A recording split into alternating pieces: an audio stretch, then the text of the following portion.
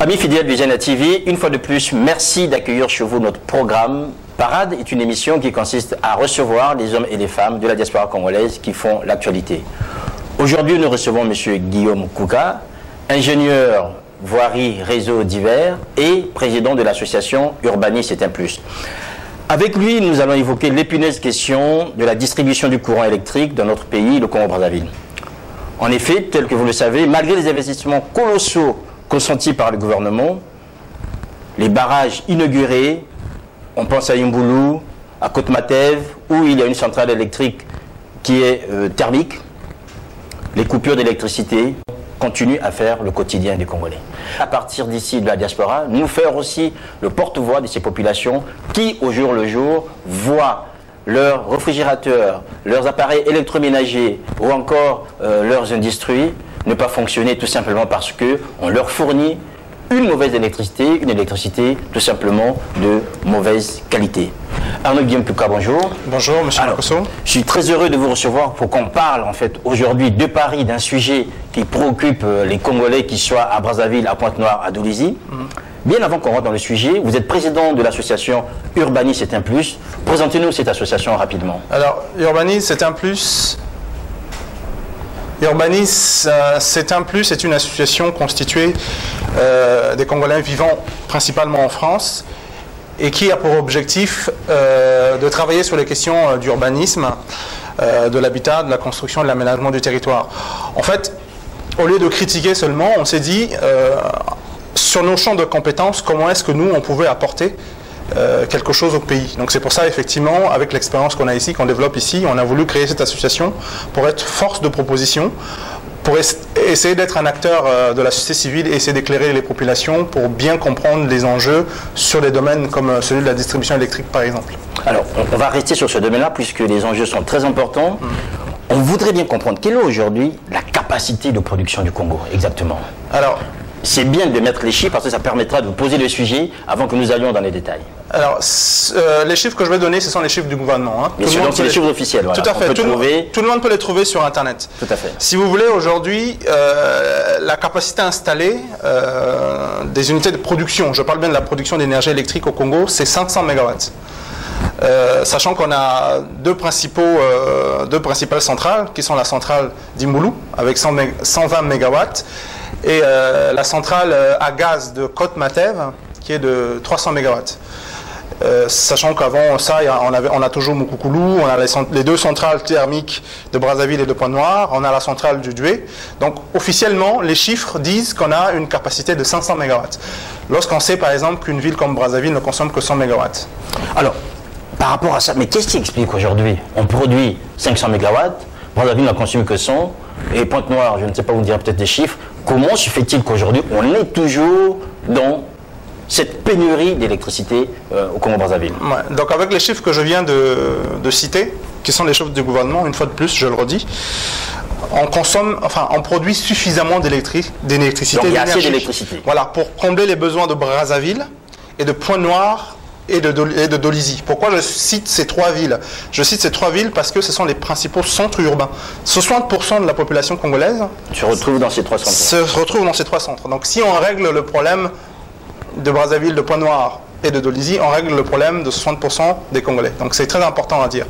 Donc il faut bien comprendre en fait que pour que l'électricité arrive chez le consommateur final, il y a trois principales étapes. Il y a la production. Il faut commencer par produire l'énergie. Ensuite, il faut le transporter. Et la troisième étape, il faut pouvoir le distribuer. Donc, effectivement, les investissements que le Congo a fait ont résolu un des problèmes, une partie du problème, c'est-à-dire la production. On a dit tout à l'heure aujourd'hui, on produit suffisamment. Aujourd'hui, on produit. Se pose la question du transport et de la distribution. Apparemment, c'est là, effectivement, où les choses restent encore à améliorer. Le principe d'un réseau, c'est de le mettre en interconnexion. Il faut faire plusieurs circuits. C'est-à-dire qu'une ville comme Brazzaville ne peut pas être alimentée par un seul tronçon de ligne à haute tension. Pourquoi je le dis? Parce que bien souvent, on entend dans les médias, ou à la télé, ou à la radio, qu'une partie de la ville de Brazzaville n'a pas d'électricité parce qu'il y a un pylône qui est tombé. Oui. C'est des choses qui ne devraient jamais arriver. Pourquoi? Parce que une ville ne peut pas être alimentée que par un seul circuit. Pourquoi? Parce que si vous avez un problème sur un circuit, pour que le consommateur final ne le sente pas, il faut que vous ayez d'autres circuits d'alimentation. Je vous ai dit par exemple qu'aujourd'hui, on a la centrale de Côte-Matev qui est dans le sud, Mukukulu qui est dans le sud, Imbulu qui est dans le nord. On peut aussi citer Inga, oui, qui est en RDC. Voilà, donc en principe, une ville comme Brazzaville, il devrait y avoir plusieurs tronçons d'alimentation. Il ne faut pas seulement qu'il y ait une seule ligne, que Brazzaville soit seulement alimentée par Imbulu. Donc là, on est dans la problématique du transport. Oui, non, mais je suis simplement en train de vous dire que lorsqu'on dit qu'il faut transporter de l'électricité, oui, il y a toute une science derrière, il y a toute une organisation. Puisque nous sommes en France, permettez que je prenne cet exemple, parce qu'en fait l'idée c'est d'apporter... Il n'y a pas de souci. Oui. En France, il existe ce qu'on appelle des centres de dispatching.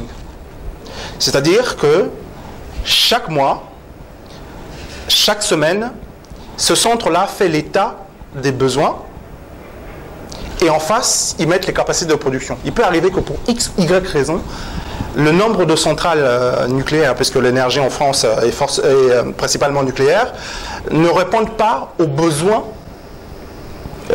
d'énergie.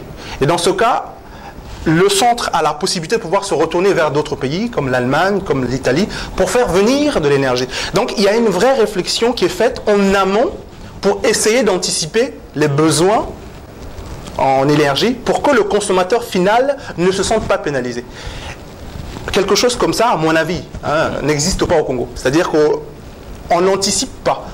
Les problèmes de consommation ne sont pas anticipés, c'est au jour, et quand on a un problème sur un circuit, quand il y a un pylône qui tombe, quand il y a un barrage pour X ou Y raison ne peut pas produire l'énergie comme il faut, on se retrouve à défaut et en fait on pénalise les consommateurs. Alors on va toujours rester, Arnaud Guillaume-Coca, sur ce phénomène lié au transport. Il y a quelques mois, l'un des directeurs, je pense que le directeur départemental de la SNE, de la Société nationale d'électricité du Congo à Pointe-Noire, a déclaré qu'entre le point de production et l'arrivée chez le consommateur, la société perdait au moins 50%. Comment cela peut-il s'expliquer en fait? Voilà, donc là on aborde effectivement le troisième segment, oui, celui de la distribution.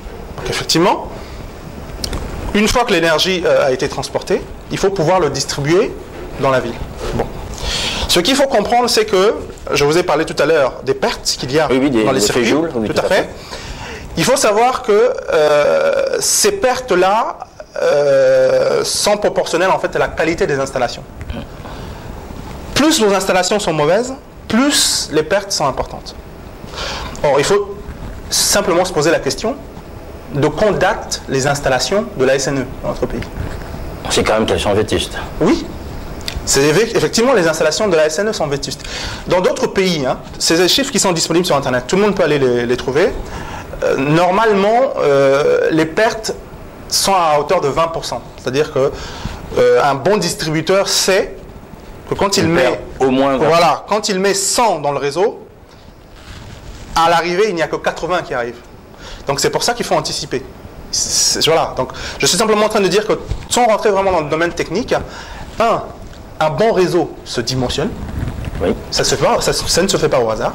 Il faut dimensionner par rapport au nombre de consommateurs que vous avez, par rapport à l'énergie qui est demandée. Vous dimensionnez votre réseau. D'accord? Deuxièmement, il faut que les installations soient de bonne qualité. Permettez-moi encore de revenir à des exemples pratiques que nous avons en France. Oui. Quand vous demandez un raccordement dans un pavillon, ERDF Distribution vous impose un certain nombre de choses. Il vous impose la qualité des installations. Pourquoi? Parce qu'ils sont responsables de la qualité de l'énergie qu'ils fournissent. Si jamais le consommateur a des problèmes avec ses appareils électroménagers, le consommateur en France a le droit de se retourner contre ERDF en disant voilà, j'ai un problème avec mon réfrigérateur, j'ai un problème avec ma télé, c'est à cause de la qualité de votre énergie. Oui. Donc c'est pour ça qu'ils imposent un certain nombre de contraintes. Donc il faut se poser la question aujourd'hui, dans quel état se trouvent les installations de la SNE? Alors, donc si vous avez la réponse à cette question, oui, vous avez la réponse à la question que vous venez de poser. Outre la question des installations, il y a aussi celle liée à l'aménagement du territoire. Oui. C'est-à-dire que les deux sont liés. Bien sûr. Et aujourd'hui, on voit que les villes congolaises s'étendent à perte de vue. Est-ce que vous croyez que cela est aussi la source de cette pénurie qu'on constate aujourd'hui? Mais bien entendu. Je vous ai parlé tout à l'heure des installations de la SNE. La majorité des lignes de la SNE ont été installées dans les années 70 et 80. À l'époque, Brazzaville C'était, allez, la limite c'était Makele-Kele, Talangai. Il y avait, allez, 200 000 habitants. Combo, voilà, il y avait 200 000 habitants en tout. Aujourd'hui, on a 1 500 000 habitants à Brazzaville. Et on peut penser que le réseau actuel de Brazzaville, de la SNE, est sous-dimensionné. Donc c'est pour ça que nous, l'une des propositions que nous faisons, c'est de remettre tout ça à plat. Voilà. On va revenir tout à l'heure sur les propositions. Ce qui est important aujourd'hui, donc le lien entre l'aménagement du territoire, la vétusté des installations et le problème de transport, en fait, fait en sorte qu'aujourd'hui, on se retrouve en fait avec des villes tout à fait. Qui ne sont pas éclairées à 100%, voire seulement à 20%. Tout à fait. Non, mais déjà à la base, je tiens à le rappeler, déjà à la base, on a fait un mauvais diagnostic. C'est-à-dire? Souvenez-vous que lorsqu'on était en train de construire les barrages d'Imboulou, les principaux dirigeants de notre pays nous expliquaient que vous allez voir ce que vous allez voir. Une fois que la centrale d'Imboulou va être mise en service, il n'y aura plus de coupure d'électricité, il n'y aura plus de délestage. C'est ce qu'ils nous ont dit. Tout à fait. Aujourd'hui, ça fait 3 ans que le barrage d'Imboulou a été mis en service. Et le problème n'a pas été réglé. C'est comme si aujourd'hui, vous allez voir un médecin, le médecin vous dit, vous avez le palu, je vous prescris un traitement de Kidimax, vous prenez le traitement, vous n'êtes pas guéri. C'est que vous avez affaire à un mauvais traitement, un mauvais médecin. C'est pas pour faire de leçons que je dis ça, tout simplement pour dire qu'aujourd'hui, nous, ce que nous proposons, c'est que il faut poser des véritables bases pour avoir une vraie réflexion pour régler le problème de la distribution de l'électricité. Et ce problème-là ne peut pas se régler si on ne pose pas la question de l'aménagement du territoire. Alors, donc c'est ce que vous appelez aussi aujourd'hui à une réforme institutionnelle par rapport à la SNE. Pour vous, la SNE ne peut pas rester dans cet état? Non, nous proposons que l'État congolais fasse pour la SNE ce qui a été fait pour Hydro-Congo. Avant, en termes de distribution, pour tout ce qui concernait l'énergie, les produits pétroliers, on n'avait qu'une seule entité, c'était Hydro-Congo. Il y a eu une réforme qui a été faite, Hydro-Congo a été dissoute. Qui a donné naissance à la SNPC. Voilà, qui a donné naissance à la SNPC, SLOG est né, etc., etc. On a libéralisé le domaine de la distribution dans notre pays, et aujourd'hui, on a moins de problèmes en termes de distribution de produits pétroliers qu'avant. Même si de temps en temps, il y a aussi... Même si de temps en temps, mais c'est beaucoup moins important qu'avant. C'est moins criard, c'est vrai que... Les choses se sont améliorées, au moins. Donc ce que nous proposons, c'est qu'on crée une entité qui soit chargée de la production. 2, qu'on en crée une autre entité qui soit chargée du transport. 3, une entité qui soit chargée de la distribution. Est-ce que ces 3 entités, si vous permettez, doivent être dans le giron de l'État ou il faut que ce soit un mix public-privé? Là encore, il y a une erreur stratégique qu'il ne faut pas faire. Il faut bien comprendre que pour pouvoir assurer la distribution de l'électricité, il faut faire des investissements colossaux. Il faut investir dans les installations. Tout à l'heure, on a parlé de pertes. Oui. Donc, les installations ont une place prépondérante dans la distribution de l'électricité.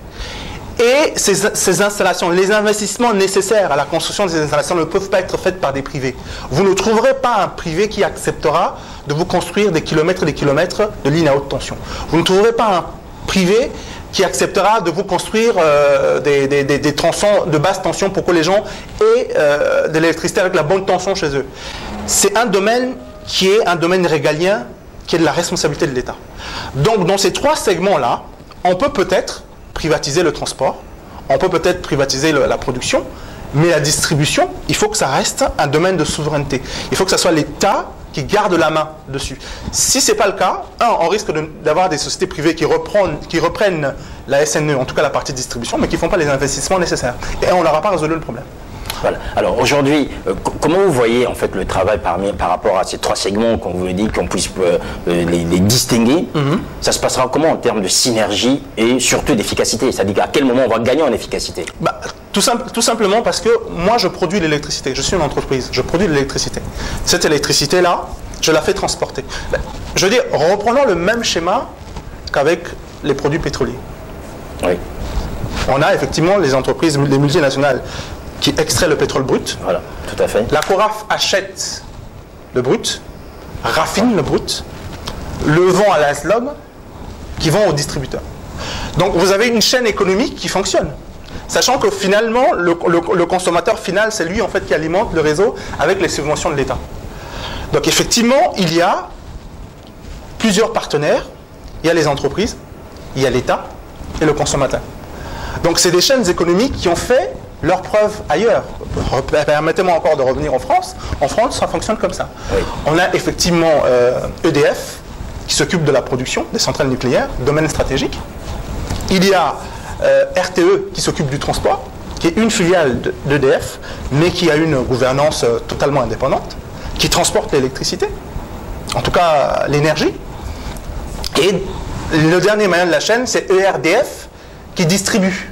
Et il y a encore un autre maillon, c'est effectivement les opérateurs. Parce qu'aujourd'hui, vous n'êtes pas obligé de prendre l'énergie chez EDF. Tout à fait. Il y a d'autres partenaires qui vous vendent l'énergie. Donc, on voit très bien que c'est un modèle qui fonctionne très très bien. Donc, on peut imaginer que chez nous, pour des problèmes de gouvernance, pour des problèmes d'efficacité, on puisse effectivement essayer de segmenter la chaîne économique pour une meilleure efficacité. Parce qu'après, au lieu de dire que quand il y a des problèmes de transport, que c'est la SNE, on saura que non, si on crée par exemple une société congolaise, voilà, une société congolaise de transport, s'il y a un pylône qui est tombé, la SNE peut se retourner vers son transporteur en disant moi j'en ai rien à faire qu'il y a un pylône qui tombe. Moi j'ai des consommateurs, ces consommateurs-là je dois leur garantir une distribution, vous faites comme vous voulez, mais je vais avoir l'électricité.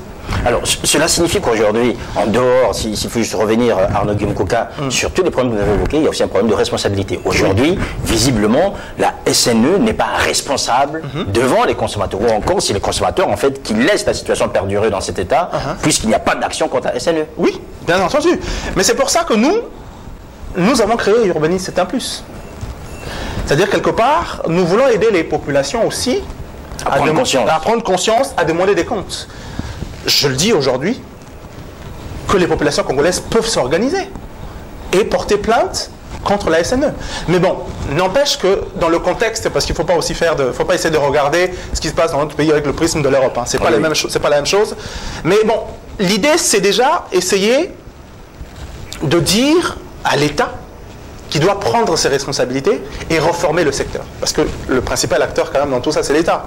C'est quand même au gouvernement de prendre toutes les dispositions pour que les intérêts des populations soient garantis. Voilà, la distribution de l'électricité, c'est quand même droit. Quand on habite à Brazzaville, quand on habite à Pointe-Noire, quand on habite à Dolisie, en zone urbaine, on a le droit d'avoir de l'électricité. D'autant plus que ce n'est pas une électricité qui est gratuite. On paye des factures. Donc il n'y a absolument aucune raison que le consommateur soit lésé à cause de dysfonctionnement. Je ne parlerai pas seulement de la SNE, parce qu'en fait, d'après tout ce qu'on vient de dire, le dysfonctionnement, en fait, c'est toute la chaîne de production qui ne fonctionne pas.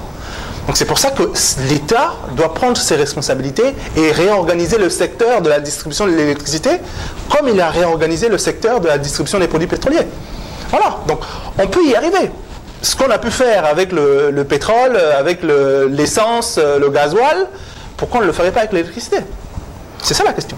Alors, Arnaud Guimkoka, je comprends très bien ce que vous nous dites. J'aimerais juste aborder avec vous rapidement votre actualité et surtout un sujet concernant l'aménagement du territoire. Vous avez été au mois de février dernier à Brazzaville, vous avez participé au forum Build Africa. Qu'en avez-vous tiré? Déjà, nous, ce qui est bien, c'est qu'on a organisé un forum sur la question des infrastructures. C'est quand même, ce qui est intéressant, c'est qu'effectivement l'État semble être conscient qu'il ne peut pas y avoir de développement économique s'il n'y a pas d'infrastructures adaptées. Après, nous, ce que nous aurions souhaité, c'est que les Congolais soient plus impliqués dans le processus. Parce que quand vous regardez la qualité des intervenants à Build Africa, pour la majorité d'entre eux, c'était des étrangers. Il y a eu très peu de Congolais, à part quelques ministres, des officiels, conseillers. Voilà. Il n'y a pas eu beaucoup de techniciens congolais qui connaissent bien les problèmes. Hein. Dieu seul sait qu'au Congo, il y a des très bons techniciens, mais à qui on ne donne pas la parole. Donc c'est ce que nous avons déploré. Pour la suite, nous souhaitons, et j'espère que le message va être entendu par les organisateurs de Build Africa, pour la suite, nous souhaitons que des techniciens congolais, des ingénieurs, des cadres congolais qui connaissent bien la réalité du terrain, puissent effectivement intervenir à ce genre de conférences. Ça, c'est une première chose. La deuxième chose, ce que nous avons souhaité faire, c'est lié aux conférences débats qui durent 2 ou 3 jours, une sorte de salon des infrastructures où effectivement les Congolais peuvent venir pendant plusieurs jours, voir les machines, par exemple, qui sont indispensables pour construire une route, les moteurs à turbine qui sont indispensables, par exemple, dans les centrales, ou bien faire des journées portes ouvertes, par exemple. Oui. Est-ce que quelqu'un qui habite à Brazzaville a la possibilité d'aller visiter les installations de la SNE aujourd'hui? Est-ce qu'il existe des journées portes ouvertes de la SNE? Est-ce qu'aujourd'hui, quand vous habitez à Brazzaville, vous avez la possibilité d'aller visiter le barrage d'Imboulou? Les députés ont la possibilité de le faire. Les ministres le font régulièrement, mais pas les populations.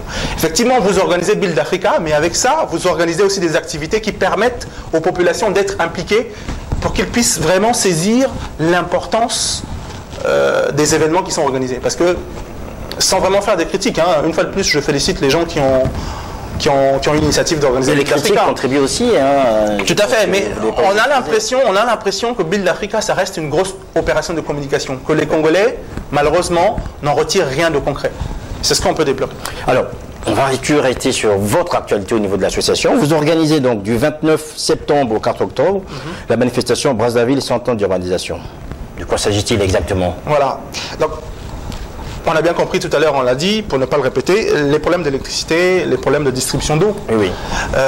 Les problèmes de voirie urbaine. Aujourd'hui, le problème de transport se résume à une expression, les demi-terrains. À Brazzaville, aujourd'hui, quand vous habitez à Krombo, quand vous habitez à Massengo, vous avez de plus en plus de mal à arriver au centre-ville de Brazzaville. Tout à fait. On a un problème de logement décent. On a un problème d'inondation. Quand il pleut à Brazzaville, vous ne pouvez plus circuler. Il n'y a pas que Brazzaville, ça dit que ce que vous décrivez là... Mais je prends l'exemple de Brazzaville. Oui, parce que c'est là où vous avez votre manifestation. C'est aussi parce que c'est la capitale de notre pays. Donc c'est quand même la vitrine, la principale vitrine de notre pays. Donc tous ces problèmes-là, en réalité, sont liés au fait que pendant quasiment 50 ans, on a laissé la ville se développer de manière anarchique, sans aucun contrôle, sans aucune perspective, sans aucune stratégie. Hein? On appelle ça une urbanisation anarchique, qui a conduit qu'aujourd'hui, il y a énormément de problèmes dans notre ville. Donc l'idée de la manifestation, c'est de montrer comment la ville s'est étendue, quelles sont les conséquences, et comment est-ce qu'on peut améliorer les choses. C'est ça l'idée, c'est d'organiser effectivement, dans un premier temps, une exposition, où on montre l'évolution de la ville à travers des cartes, à travers des photos, oui. Et deuxièmement, une conférence débat où il y a des experts étrangers, des experts congolais qui vont débattre de la suite de la ville. Nous, ce que nous souhaitons proposer, parce que urbanisme, c'est un plus, c'est d'abord une force de proposition. Ce que nous voulons proposer aux autorités, aujourd'hui, avec la croissance retrouvée, c'est de construire Brazzaville 2. Pourquoi? Parce que la ville qui a été construite après les indépendances est une ville anarchique. Il faut la reconstruire. Pour reconstruire cette ville-là, il faut faire des expropriations. Pour éviter de faire des expropriations violentes comme celles qui ont eu lieu à Bakongo, oui. Nous proposons d'abord, qu'on construise une première ville, une deuxième ville, qui est Brazzaville 2. On prend une bonne partie de la population de Brazzaville, on la met dans Brazzaville 2 et on reconstruit Brazzaville. Vous voyez, donc c'est pour ça que nous organisons ces manifestations-là, déjà pour faire comprendre au grand public, mais également aux autorités, qu'aujourd'hui, vous ne pouvez pas parler d'émergence, vous ne pouvez pas parler de bonne qualité des conditions de vie si vous n'améliorez pas les conditions de vie en zone urbaine. La zone urbaine, c'est 60% de la population du Congo. Donc si vous réglez les problèmes des zones urbaines, vous réglez les problèmes de 60% des Congolais. Alors Arnaud Guimkouka, on arrive à la fin de cet entretien. Les gens qui sont intéressés par tout ce que vous avez dit, notamment sur cette manifestation qui va avoir lieu du 29 septembre au 4 octobre à Brazzaville, comment peuvent-ils faire pour vous joindre? Alors, nous avons un site internet qui va être mis en service à partir de la fin du mois de juillet. C'est tout simple, c'est www.urbanisme-plus.com.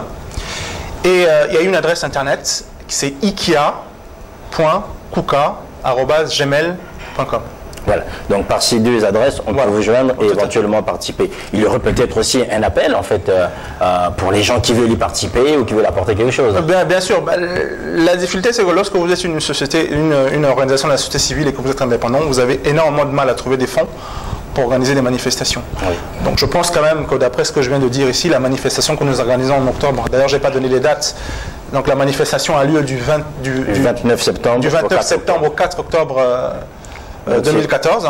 Ça se passera à l'Institut français de Brazzaville? Tout à fait, c'est l'Institut français de Brazzaville dans le cadre justement des 134e anniversaire, des manifestations du 134e anniversaire de la ville de Brazzaville. Donc on cherche des sponsors, on cherche des mécènes, des gens qui pourraient nous aider justement à organiser cette grande tribune. Une grande tribune où on parle quand même du quotidien des populations. Voilà. Est-ce qu'il y a eu des contacts, par exemple, avec la mairie de Brazzaville, avec des grands travaux, avec aujourd'hui, on a quand même les grands travaux, qui est le super ministère de la construction du pays. Nous avons pris contact avec tous ces gens-là, avec toutes ces institutions, puisque de toutes les façons, aujourd'hui au Congo, vous ne pouvez rien organiser si vous n'avez pas le soutien institutionnel. Oui. Donc nous avons pris des contacts, ils sont en cours, donc on espère qu'ils vont aboutir. Voilà. André Bienbouka, on espère nous aussi que votre démarche aboutira. Merci d'avoir éclairé la lanterne des gens qui nous suivent sur ces questions liées à la distribution, à la production et au transport de l'énergie au Congo-Brazzaville. Il est vrai qu'aujourd'hui, ce sont des approches de solutions qui ont été proposées ici. Nous espérons que les autorités qui nous entendent tiendront bien sûr compte de ces propositions qui ont été faites ici. On n'est pas que dans la critique du côté de Paris, on est aussi dans les propositions. Et là, vous avez des propositions concrètes. Encore merci de nous avoir suivis et à très bientôt. Au revoir.